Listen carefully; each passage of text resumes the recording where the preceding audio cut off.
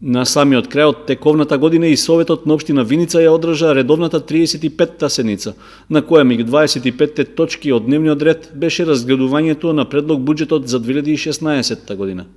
Финансискиот план за наредните 12 месеци предвидува градоначалникот и општинската администрација да можат да потрошат 264 милиони и 784 илјади денари.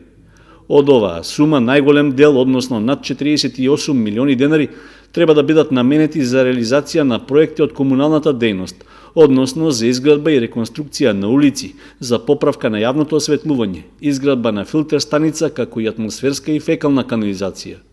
Нешто помала сума, односно над 43 милиони денари, планирани се за плати и други трошоци за градоначалникот, општинската администрација и за членовите на Советот.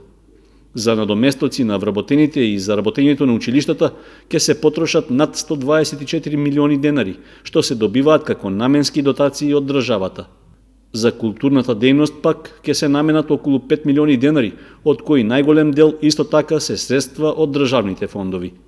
Од сопствени извори, локалната самоуправа ќе го помага развојот на спортот и рекреацијата со 2 милиони и 280 илјади денари, а за здравствена заштита ќе се издвои половина од оваа сума.